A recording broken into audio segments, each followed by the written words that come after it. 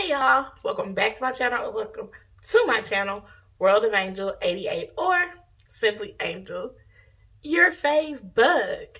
And today is a video I have said I'm going to record and put off, and fought a lot of battles with self, and it was just a lot of back and forth with myself to record this video. So this is going to be a sit down video. So go grab you some snacks, get you some drinks. If you are a man, you can stay if you want to, but this is some girl talk, okay? Like, we gonna get real personal. Like, but if you're a husband, a boyfriend, a baby daddy, whatever, you might want to stick around to get some insight too. So today, I am going to discuss my postpartum depression. Put it across the screen, Angel. Put those words big and bold. I suffered severely from postpartum depression. If you are new to my channel, or if you're not new, let's just recap. I gave birth to a wonderful, handsome, precious little baby boy on November 28th, 2020. He was born 13 weeks early at 27 weeks gestational. He was 1 pound, 11 ounces. He spent 174 days in the NICU. That is exactly 1 week shy of 6 months. He came home with a trach and a G-tube, a ventilator, oxygen, and a lot more machines and everything. But I am a blessed trach tubey mom. So my son is trach and ventilated, and he has a G-tube. And so I am blessed to have a medically complex child.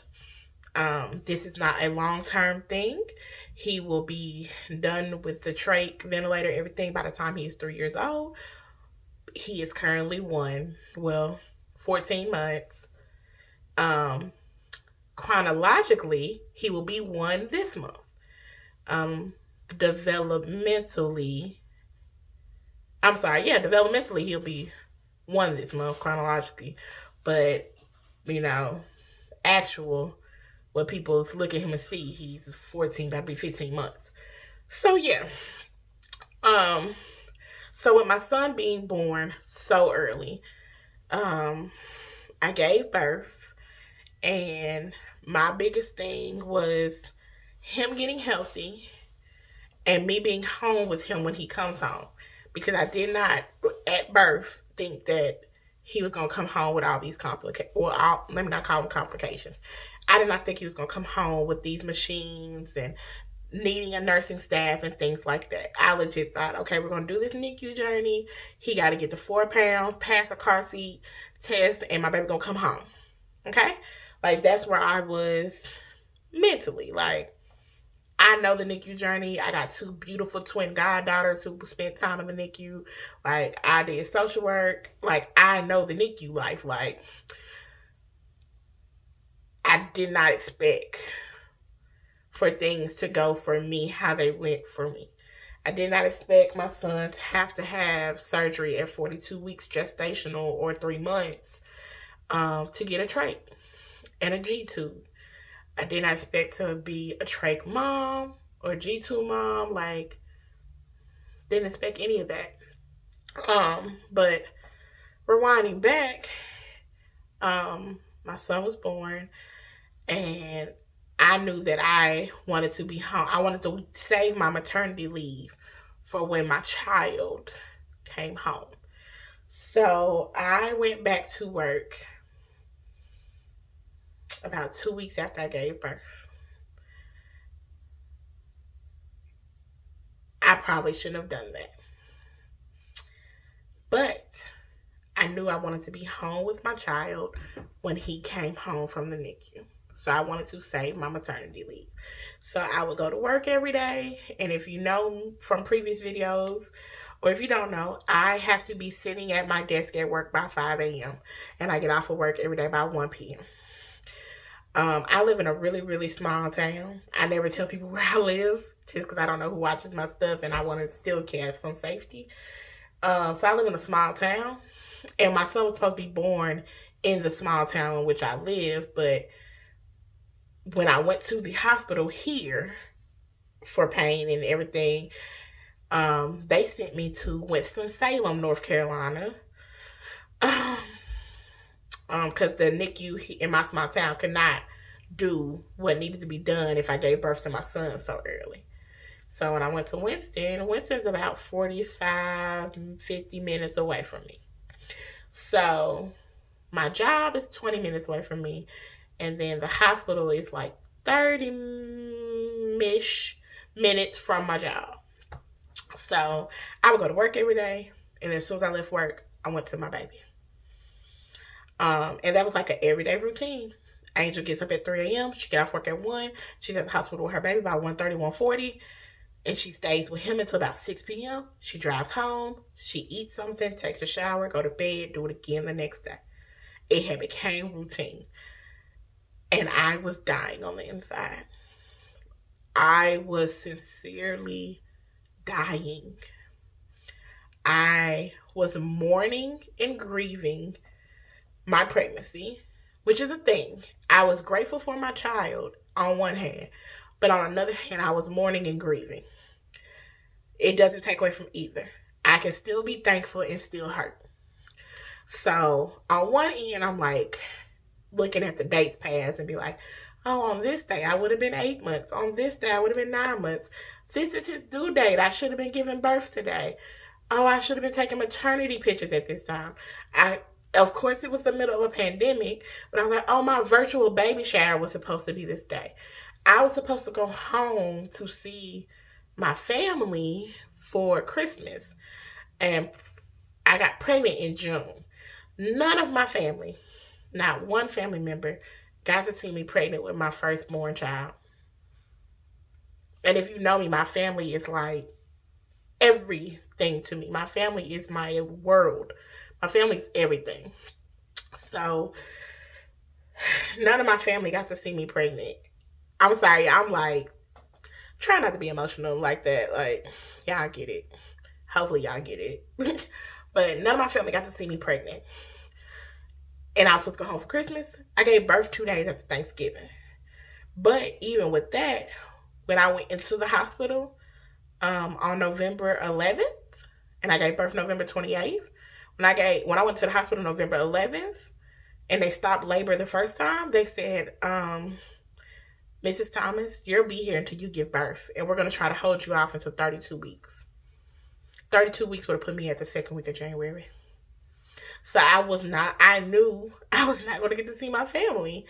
And with COVID and everything, the only person who could come into the hospital was my husband. Now, my husband is from North Carolina, and so I have a sister-in-law here, and I have brother-in-law, and I have, like, my in-laws here.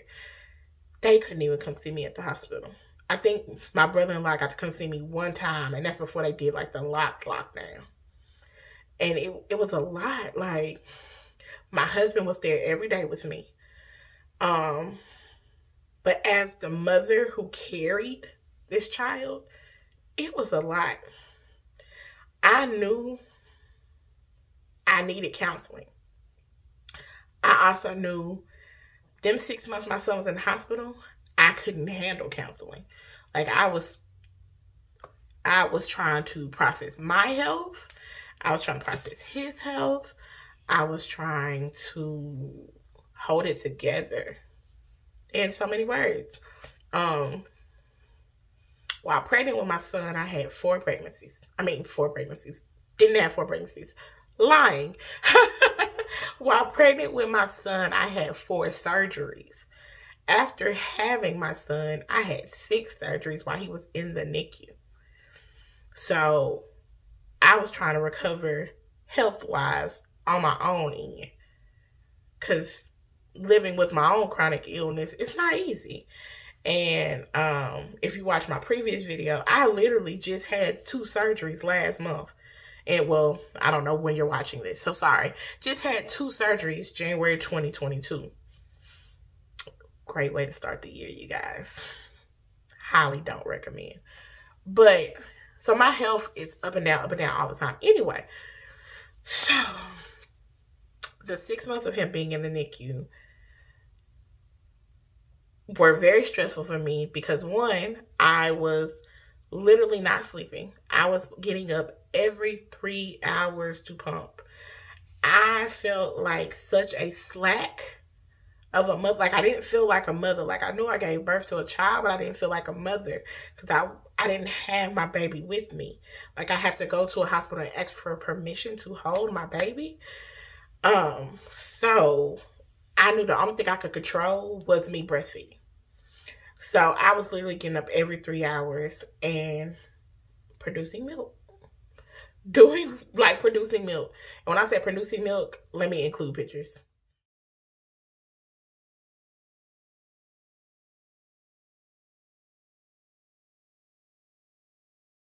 So yeah, that was my deep freezer at home. That does not include what they had at the hospital. Like, I literally had to buy a deep freezer because the hospital was telling me, Angel, we don't have any room for your milk here.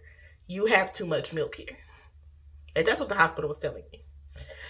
So, I was overcompensating by producing milk for my baby. Like, that was my thing. I would be at work and I would close my door for my 30 minutes, pump for this milk for my child.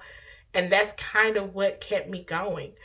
Because if we're just going to be honest and truthful, a lot of days I just want to lay in the bed and die. A lot of days. Like, here we are, February 2022.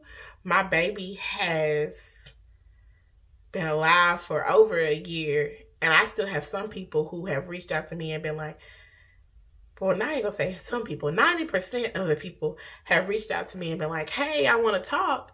And I want to, like, check on you and stuff. And I am at a place where I still will break down and cry talking about this. And I'm not where I want to be to communicate this with other people. That's not to say I'm too good for help or anything like that. But sometimes you just get tired of crying. Sometimes you just get tired of talking about the same thing because to the person I'm speaking to, like if I call you on the phone right now, and if I'm talking to you, this is your first time hearing it. But you don't know how many times I've had to tell this story. You don't know how many times I've had to deal with this. You don't know how many times I had to do the back and forth battle. You don't know that. And I get it. I do. I get it. I understand. But a wound can never heal if you're constantly pulling off the scab. So it just got to where I kind of have become distant to people. And I'm still fighting this. And it's nothing personal, but it's very much so for my own mental stability. So, nonetheless, Jonathan came home May 20th, and I will say this. The NICU has a lot of resources that they don't, I wouldn't say they don't advertise. I guess don't advertise would be appropriate. They have a lot of resources that you just don't know about. You have to research. So, my son got transferred to another NICU. He got transferred to a NICU in Charlotte. And that's who did his surgery. I know when I'm pointing directions, that's the directions of the places to where I'm sitting. Sorry. But he got transferred to the NICU in Charlotte. And that's the NICU who did his surgery. And that's the NICU he graduated from. So he spent 3 months in Winston-Salem, 3 months in Charlotte. So Charlotte's like an hour away from me. So nonetheless, he at that NICU, they have like a lot of little flyers in the washing your hands area. So you come in, you check in at the front desk, you wash your hands, and then there's some flyers. So one day, Jonathan had several emergency surgeries while in the NICU. Like he had got a staph infection. It was miserable. But anyway, it's one of the days he had an emergency surgery. I had to leave work early because they called me and told me they were going to have to do surgery. And I was like, not before I can get back there to my child. So it got there, and so they were, Jonathan's a really hard stick, and if you have a NICU baby, you know that. The babies get stuck so many times that their veins start running, and it's just horrible. And I'm a hard stick too. He got that from his mother. It's horrible. So at this point, they had tried to stick him like 6 times, and I was becoming aggressive. Call a spade a spade. I was becoming aggressive. I was angry. I was mad. I was cursing. I was pissed. Quit sticking my child. So John walked me out because he could literally see that if you didn't remove me from this situation, I was going to put hands on people, and that was going to get me locked up. And it was not a, I hate these people, or I have vengeance towards these people, but you're hurting my child. So John took me to the front and whatever to calm me down, and I started reading the flyers on the wall. Because when I'm pissed enough, when I'm mad, I think Jonathan hears me. Let me finish this sentence before I forget, and then we'll go see him because he is talking a lot in there. But when I'm pissed enough, when I'm mad enough, I start reading things to take my mind off what's making me mad. So I started reading the flyers on the wall, and it has flyers about NICU beads, which we have those, and I will show y'all those in a sec. I can actually input a picture of his NICU beads right here.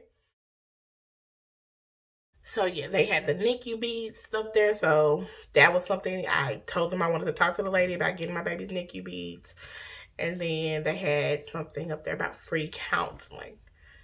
And as soon as I read it, I just started crying.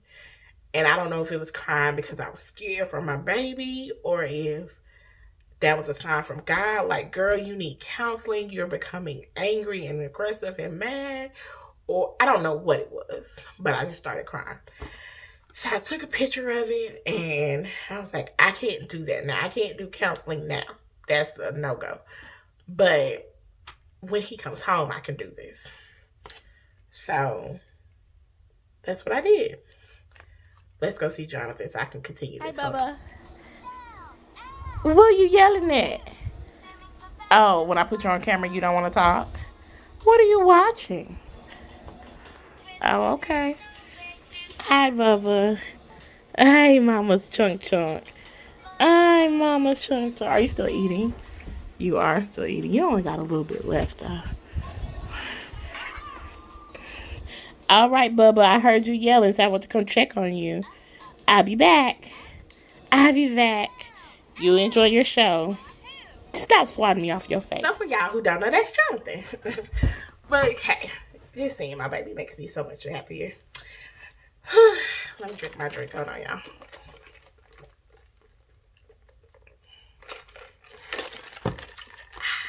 I see so good. Okay. So, I took the information down for the counseling. So, we're going to fast forward. Jonathan gets released from the NICU, and we come home. And we only have one nurse a few hours a day for like 3-4 days a week.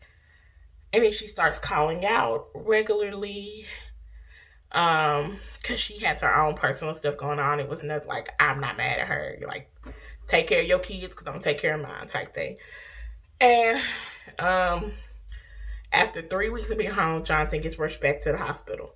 His trach was clogged. It was a big situation. But he was fine.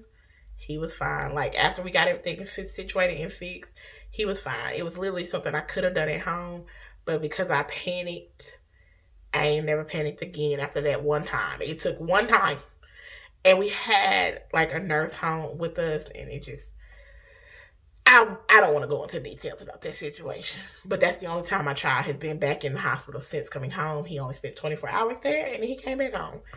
So, I was off of work at this time for maternity leave. My maternity leave started May 17th. I didn't return back to work until August 2nd. So, the end of June, we got a nurse who you've seen in several videos, Marie. And that is Jonathan's primary nurse. She was with us 5 days a week for a really long time. Now she's with us 3 days a week. And then we also have Olivia, who is our other day nurse, who is with us 2 weeks a month, 2 days, 2 weeks a month, 3 days. And then we have one night nurse who is with us 5 nights a week. So we're still working to get one more night nurse for the other 2 nights. And then we'll be good. But, so once, because my thing was I wanted to make sure I trained people per my child.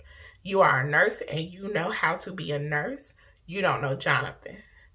So my thing was to make sure that my nurses were stable and good and comfortable enough to be with my child. Because my day nurses are who's with Jonathan when I'm at work. When his dad is at work, that's who's with my child. And I wanted to be comfortable with them. And I wanted them to be comfortable with us and comfortable with Jonathan. So once I knew Marie was comfortable with Jonathan, and I returned back to work. My first day at work, I was not myself. I was really angry. I was really upset. I was pissed. I came in the door and was like, if I ain't feeling this after 30 days, I'm going home and I'm going to be a stay-at-home mama. Like, didn't discuss it with nobody, but that's like the energy I was giving. And I knew after that first week of work, I needed to get in counseling immediately.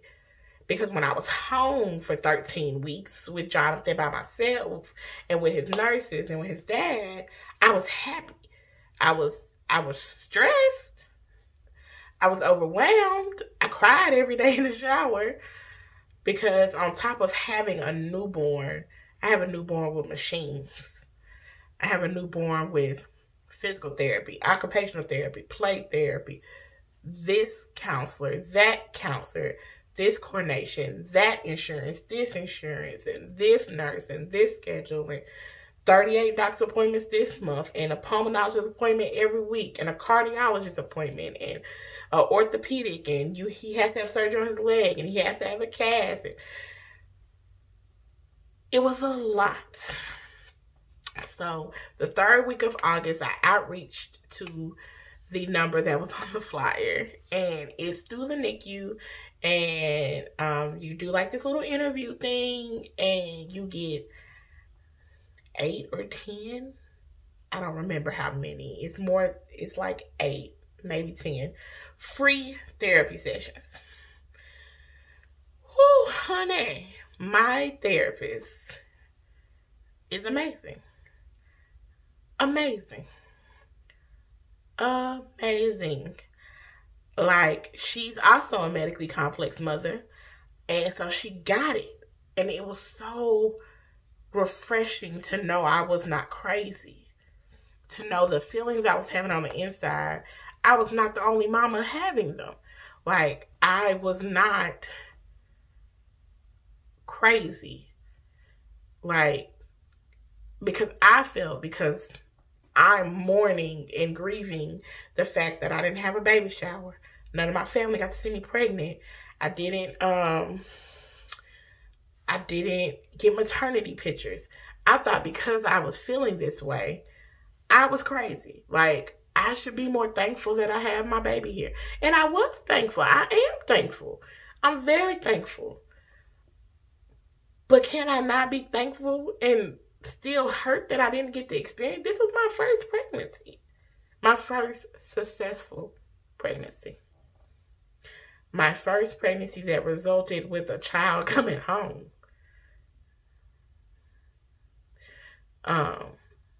Definitely not my first pregnancy in life, but it definitely was my first successful pregnancy. It definitely is the only pregnancy that resulted to my baby coming home.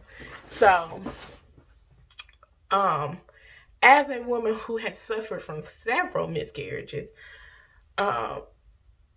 getting pregnant and passing the first trimester was exciting to me. Like, it was a beautiful thing. And I was like, oh my God, like, this baby's going to make it here. I passed the first trimester. This baby's going to get here.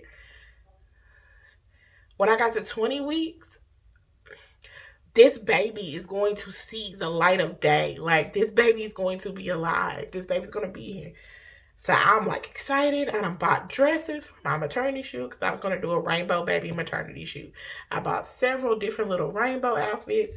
Sorry, my undershirt is like bunching up.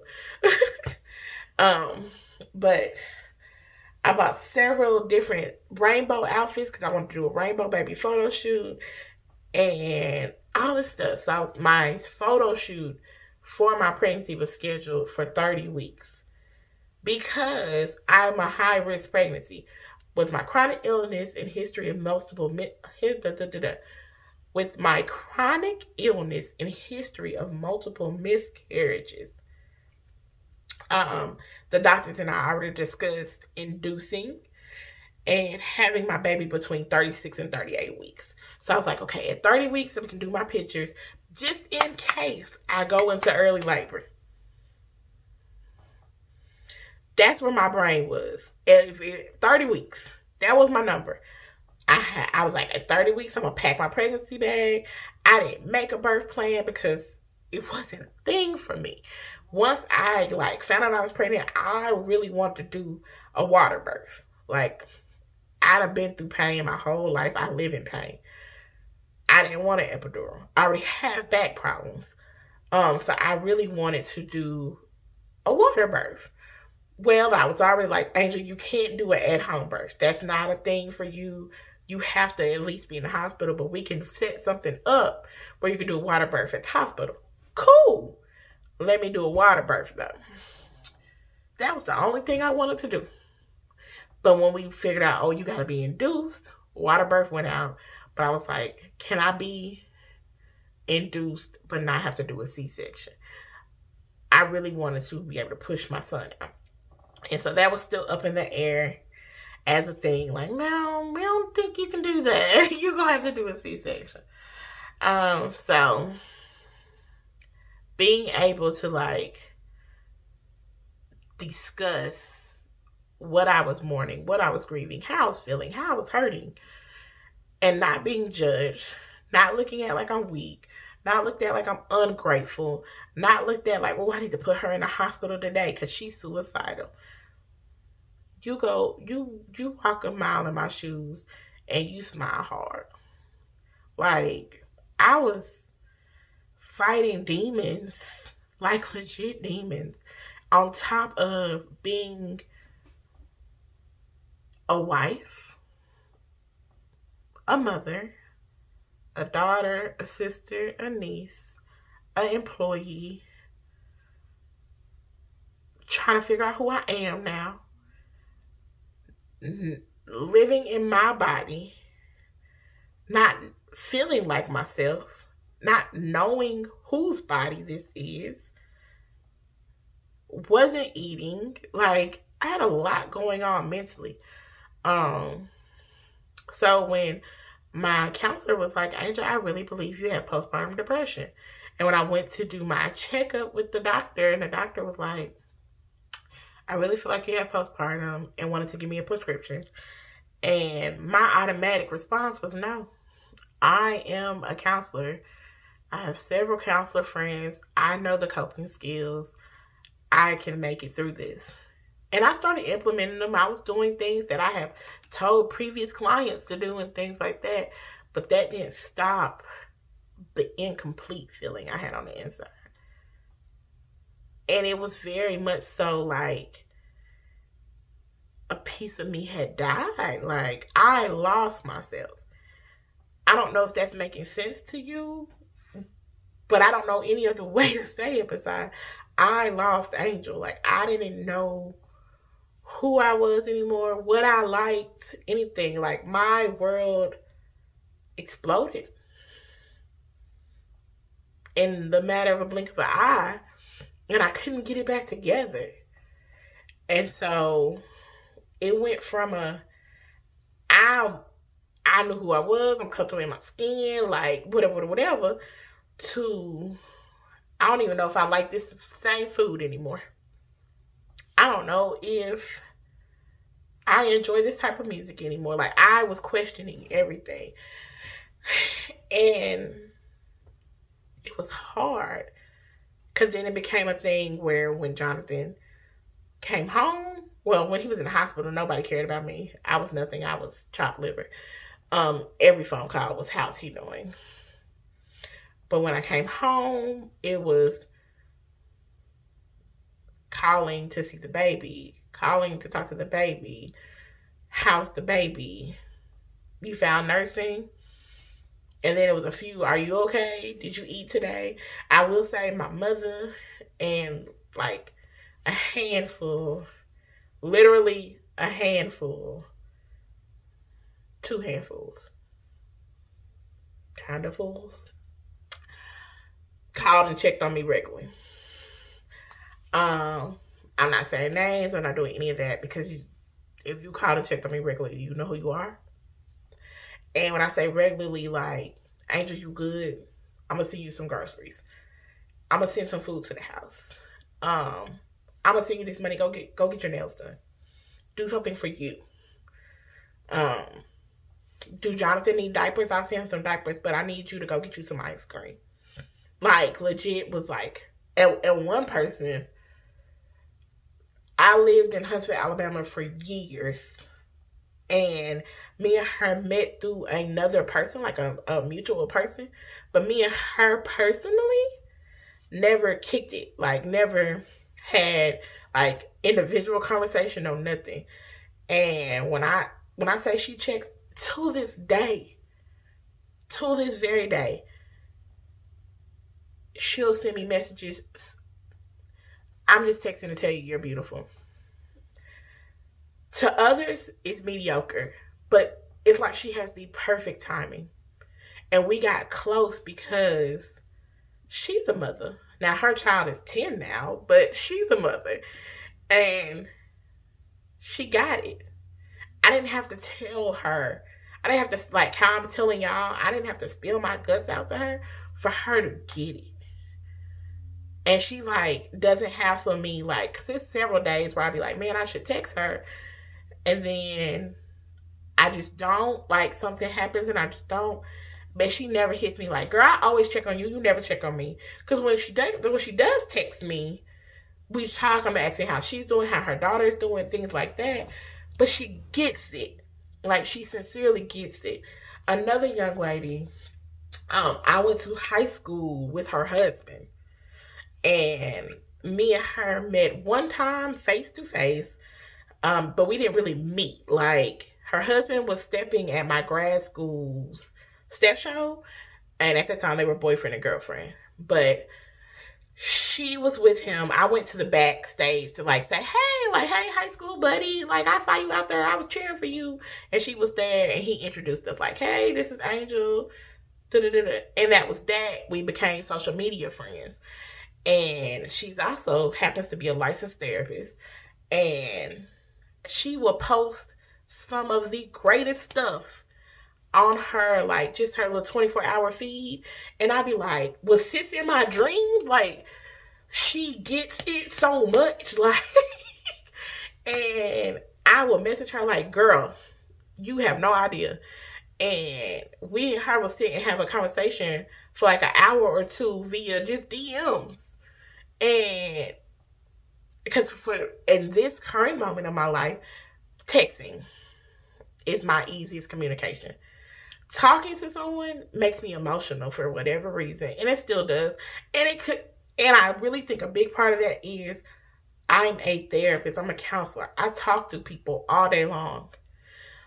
I help people with their concerns all day long. So when it comes to talking about my own, and I'm still in the process of healing from it, I don't want to talk about that. I talk to my therapist once a month, and she already let me know if I need another appointment, she'll do such things to give me that appointment. But I'll text with you all day long about my feelings, because me talking about it verbally, like me saying it out my mouth, I don't know what's the difference between me texting it, because it's still saying feelings, it's still processing through my brain, but it's just a lot easier for me to communicate that way right now. I should write a book, but I ain't gonna want to proofread it and all that. So that's why I turn to my YouTube. Honestly, that's why I use this as my video diary. If nobody ever watches this video, at least I know I put it in the atmosphere of what happened, and I got it off my chest finally. After holding it in for over a year, how I have been feeling, or how I was feeling, because I still have the feeling I'm still grieving and mourning and healing, but I'm nowhere near as dark as I was. I was at the bottom. I was at the bottom of the bottom, and I'm 80% better now. I can talk about it and process it. Yes, I get emotional, but I'm not crying myself to sleep or anything like that. I go in there and talk to my little baby and we be good. So I think YouTube was a good outlet for me, because I was turning to this to record what my life looks like now. Because I made my YouTube to discuss my life, and it exploded in front of y'all rapidly. I remember making my video to tell y'all I was pregnant, to making a video that I gave birth at 27 weeks, to making a video of he's coming home, to making a video of this is what his monthly supplies look like. So now, yeah,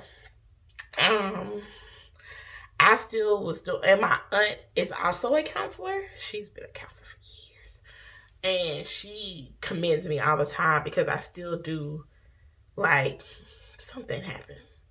What happened?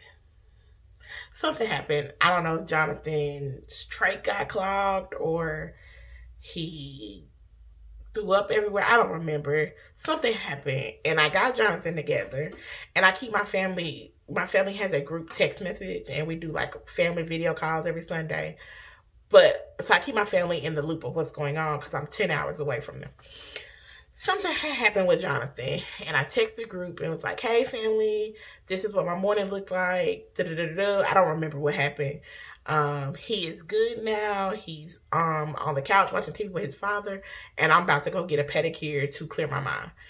And so my auntie texted me, and she was like, I'm so proud of you for implementing appropriate healthy coping skills, because going to get a pedicure, going to get my eyebrows waxed, going to get my hair retwisted, going to see my esthetician, that's basic hygiene, but it's also a coping skill for me.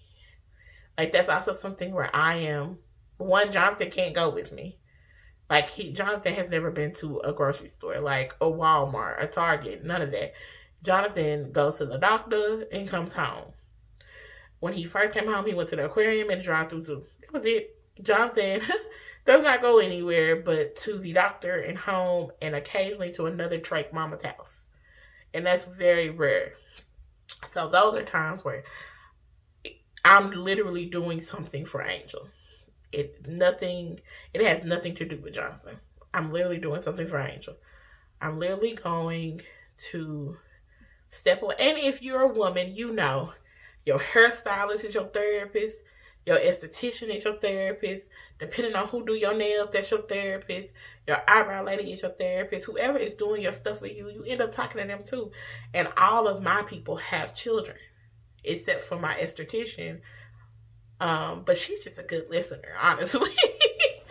So I do verbally express it outside of my counselor, and I talk to other people, but I do those things to make myself feel better.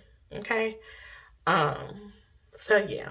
To lump sum this video, because I feel like it's super long now. I feel like this might be a 50-minute video. Sorry. I don't know. I can't edit it because this is real life. But to lump sum, my postpartum was really, really hard. I do not feel like I am suffering from postpartum depression now. Sometimes I do feel like I might be, because I do miss being pregnant. I do miss feeling his little kicks on the inside of me. I do miss when my pregnancy was good. I did have a traumatizing pregnancy, but I did have some good days, and I miss those moments. But I am in my healing process. I took forever to start healing because I wanted to sit in my grieving and mourning. I didn't want to rush past it. I didn't want to speed through anything. I wanted to feel all that I was feeling. And let me tell you something, I felt it all. But now I'm in my healing process. Now I can go around other mothers who have fully successful pregnancies, and when they complain like, whew, all he does is yell all day. Where when my son first came home, he couldn't talk past his trach, so I didn't get to hear his little voice until he was like 9, 10 months.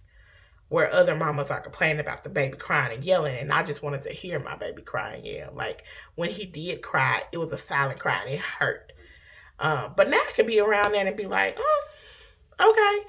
But at first, I couldn't even, like, that affected me. Like, they would say it to me, and they wouldn't know that it affected me. But then I would go and cry in the bathroom or something just because I was hurting. And not to say, like, oh, that's a horrible mother or nothing, because they're not. They're human, and I get it. But it was one of them things, like, I just wish I could have that. And sometimes we live in the moment where we want and wish for something that ain't meant for us. And I knew this previously. I already knew this. But I was still living it. And it's the same thing with anybody. We know right from wrong, but that don't mean that we won't mess up sometimes. So, in my dealing of postpartum depression, I still have my counselor side kicking in, like, girl, you know to do this, this, this. You know to do this, this, this. You know you can handle this, this, this. Excuse me.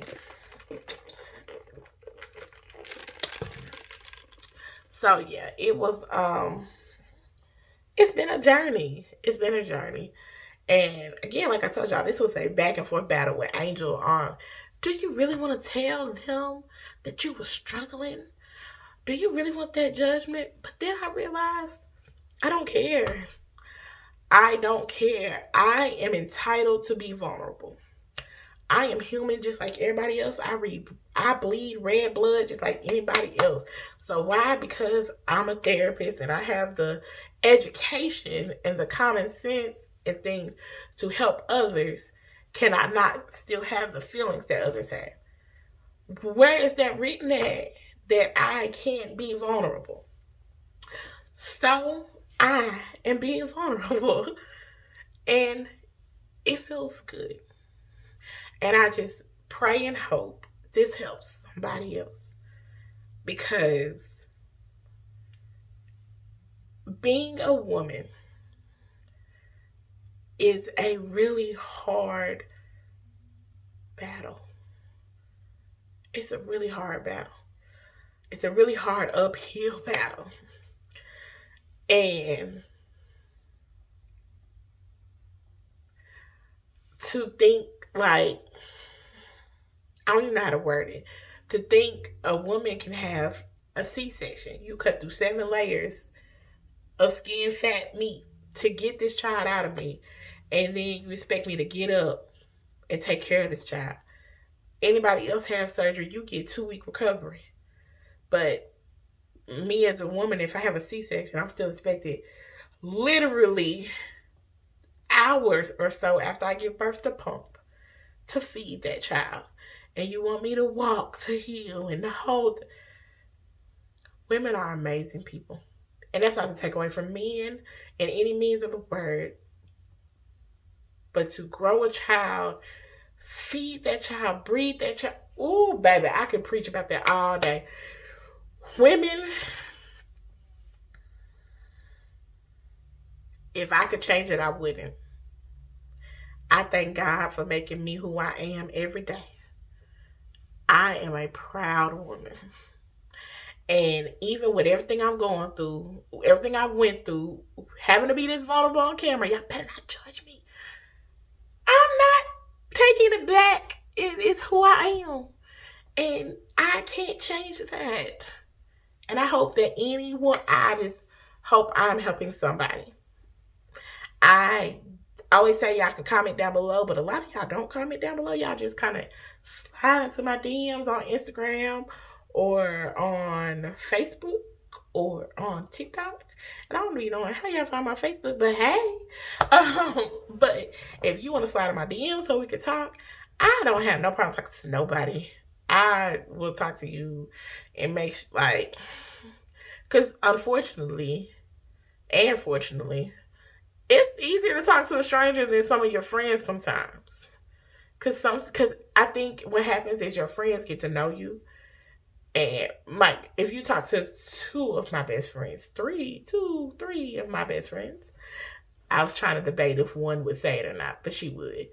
I'm spoiled. I am a baby. I am emotional, and I am like a super nice thug. Like, I'm a person who will punch you in your face and then get you a napkin because I've made your nose bleed. But I'm also the person who speaks to everybody when I walk by. I'm like, hey y'all, hey, how you doing? And they know that I like talking to people. Like, that's probably why I became a counselor. That's probably why I became a therapist, because I enjoy talking to people and helping people and being a listening ear, because sometimes you don't want advice. Sometimes you just want to listen. Sometimes you just want to vent. Sometimes you just want to say what's on your mind and not have nobody tell you nothing back in return. So, yeah, if y'all want to talk to your girl. But I'm going to wrap this up because this is probably the longest video I ever made. And I am just so shocked that I gave y'all all of this and all of me. But, oh, we are here now, okay? Thank y'all for listening to me, for real. Like, this is not the type of videos I make on here, but it's made now. Welcome to What is Angel. I think a lot of this was rambling, but a lot of it really did tell y'all my postpartum story. So here we are. If you like what you see and you want to share me with the world, please make sure you share me with the world. If you do not know how to subscribe, my little face will be over here somewhere. And if you have not seen my last video, it is down here somewhere. Y'all, we gonna make things great in 2022. I see y'all in my next video. Bye!